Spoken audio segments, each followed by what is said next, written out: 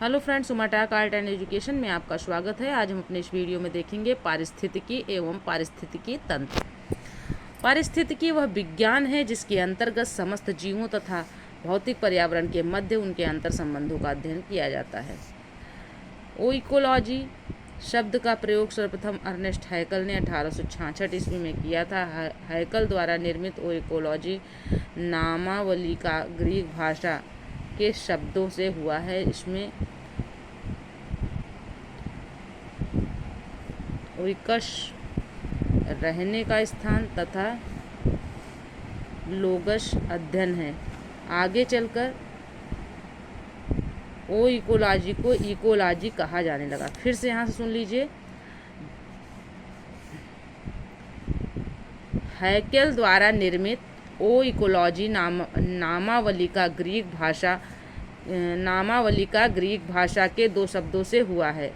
यानी ओइकोलॉजी का जो है किन दो शब्दों से हुआ है, जिसमें ओइकस मतलब रहने का स्थान तथा लोगस माने अध्ययन, दो शब्दों से मिलकर बना है ओइकोलॉजी। लेकिन आगे चलकर ओइकोलॉजी को इकोलॉजी कहा जाने लगा। पारिस्थितिकी को सर्वप्रथम परिभाषित करने और विस्तृत अध्ययन करने का श्रेय भी जर्मन जीव वैज्ञानिक अर्नेस्ट हैकल को ही प्राप्त है। उनके अनुसार यानी अर्नेस्ट हैकल के अनुसार जीवधारियों के कार्बनिक और अकार्बनिक वातावरण और पारस्परिक संबंधों के अध्ययन को पारिस्थितिकी अथवा पारिस्थितिकी अथवा परिस्थिति विज्ञान कहते हैं। आगे देखते हैं। यूजीन ओडम के अनुसार पारिस्थितिकी प्रकृति की संरचना एवं प्रक्रिया का अध्ययन है। पारिस्थितिकी तंत्र या पारितंत्र। वर्ष 1935 में ब्रिटिश परिषद पारिस्थितिकीविद आर्थर टेंसले ने पारिस्थितिकी तंत्र शब्द गढ़ा था। यानी पारिस्थितिकी तंत्र शब्द किसने गढ़ा था? आर्थर टेंसले ने। आर्थर टेंसले के अनुसार किसी भी स्थान के जीवीय समुदाय पृथ्वी के सजीव संगठकों से संबंधित के जीवों तथा उनके चारों ओर पाए जाने वाले आजीवीय वातावरण पृथ्वी के निर्जीव संगठकों से संबंधित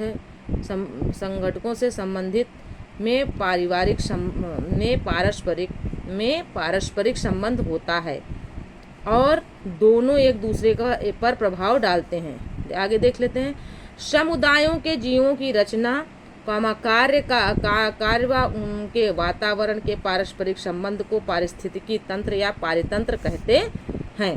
यानी पारितंत्र जीवों का समुदाय और साथ ही वह पर्यावरण जिसमें वे रहते हैं के बीच का संबंध होता है। पारिस्थितिक तंत्र पारिस्थितिकी की आधारभूत कार्यात्मक इकाई है। पारिस्थितिकी तंत्र पारिस्थितिकी की आधारभूत कार्यात्मक इकाई है। यह एकमात्र ऐसी कार्यात्मक इकाई है जिसमें अंतर संबंधित जीवों का समूह और उनका भौतिक तथा निर्जीव पर्यावरण अंतर्निहित होता है। इसमें जीवमंडल के सभी संगठक अंतर्निहित होते हैं। इसे किसी विशिष्ट क्षेत्र में जीवमंडल की एक इकाई कहा जा सकता है। आगे देखते हैं। पारिस्थितिक तंत्र एक जटिल आत्मनिर्भर प्राकृतिक तंत्र होता है जिसमें सजीव और निर्जीव संगठक अंतर्निहित होते हैं। उसमें सजीवों और निर्जीवों के बीच अंतर संबंध बनाए रखने के लिए की जाने वाली सभी क्रियाएं अंतर्निहित होती हैं। वस्तुतः पारिस्थितिक तंत्र एक खुला तंत्र होता है क्योंकि इसमें निरंतर ऊर्जा तथा पदार्थों का संचयन इनपुट तथा बहिर्गमन आउटपुट होता रहता है। पृथ्वी के लगभग 71% भाग पर क्या है? जलीय पारिस्थितिक तंत्र का विस्तार है। अतः यह तंत्र विश्व के सर्वाधिक क्षेत्र पर फैला है। जैवमंडल बायोस्फीयर मिट्टी, शैल, जल तथा वायु से बनी हुई एक पतली परत है जो पृथ्वी के चतुर्दिक आवरण मंडल के रूप में व्याप्त सबसे बड़ा पारिस्थितिकी तंत्र है, जिसके साथ जीव संबंधित है तथा जैवमंडल जीवों का भरण पोषण करता है। जीवों का भरण पोषण करता है। यह एक खुला तंत्र है क्योंकि इसमें पदार्थों का लगातार निवेश तथा बहिर्गमन होता रहता है। आगे देख लेते हैं फ्रेंड्स, पारिस्थितिक तंत्र के घटक। प्रत्येक पारिस्थितिक तंत्र के मुख्य रूप से दो घटक होते हैं, जीवीय एवं अजीवीय। यदि अजीवीय घटक के ऊर्जा पक्ष को अलग रूप में रखा जाए तो पारिस्थितिकी तंत्रों के 3 घटक होते हैं। पहला जीवीय घटक, दूसरा अजीवीय घटक, तीसरा ऊर्जा। पारिस्थितिक तंत्र में जीवीय घटक 3 हैं। उत्पादक इसके अंतर्गत सभी हरे पौधे आते हैं। हरे पौधों को प्राथमिक उत्पादक माना जाता है। इनका कार्य संपूर्ण पारिस्थितिक तंत्र के लिए भोजन उत्पादन तथा ऊर्जा संचयन करना है। दूसरा है उपभोक्ता। इसके अंतर्गत वे जीवधारी आते हैं जो अपना भोजन प्राथमिक उत्पादों, हरे पेड़ पौधे तथा अन्य जीवधारियों को खाकर प्राप्त करते हैं। प्राथमिक उत्पादकों को ग्रहण करने वाले जीवधारियों को शाकाहारी तथा इन शाकाहारी जीवधारियों को खाने वाले अन्य जीवधारियों को मांसाहारी कहते हैं। हरे पौधों को प्राथमिक उत्पादक और परपोषी उपभोक्ता जंतु को द्वितीय उत्पादक कहते हैं। एक मिनट फिर से देख लेते हैं, इस लाइन को फिर से देख लेते हैं थोड़ा सा। हरे पौधों को प्राथमिक उत्पादक, हरे पौधों को क्या करते हैं, प्राथमिक उत्पादक तथा परपोषी उपभोक्ता जंतुओं को द्वितीय उत्पादक कहते हैं। उत्पादक जैविक एवं अजैविक संगठनों के बिचौलिया का कार्य करते हैं। आगे है उपभोक्ता निम्न प्रकार के होते हैं। प्रथम श्रेणी के उपभोक्ता तथा प्राथमिक उपभोक्ता। इस श्रेणी के अंतर्गत वे जीवधारी आते हैं जो प्राथमिक उत्पादकों अथवा हरे पौधों से अपना भोजन प्राप्त करते हैं। ये शाकाहारी होते हैं, जैसे गाय, बकरी, हिरन, बंदर, हाथी, जिराफ आदि। आगे है फ्रेंड्स, द्वितीय श्रेणी के उपभोक्ता या द्वितीयक उपभोक्ता। एक मिनट देख लेते हैं फ्रेंड्स, द्वितीयक श्रेणी के उपभोक्ता या द्वितीयक उपभोक्ता।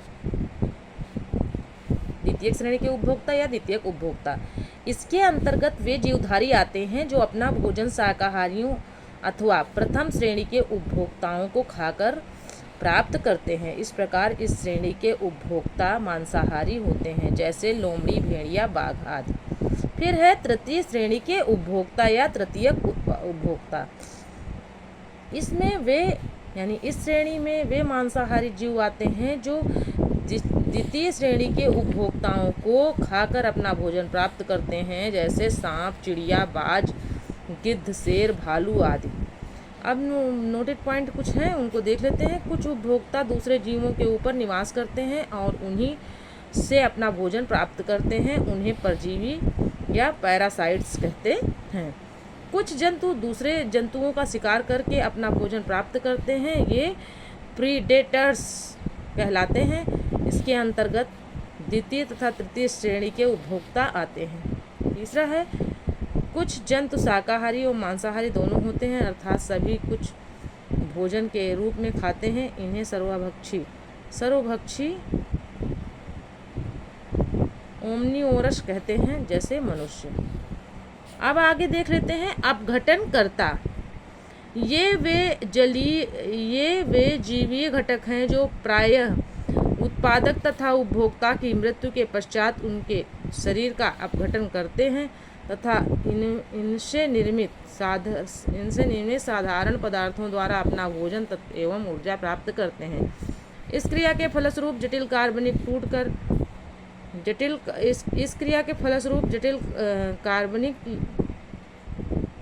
एक मिनट फिर से देख लेते हैं। इस क्रिया के फलस्वरूप जटिल कार्बनिक टूटकर नाइट्रोजन, CO2, लवण तथा फास्फोरस व कैल्शियम आदि तत्वों में अपघटित हो जाते हैं।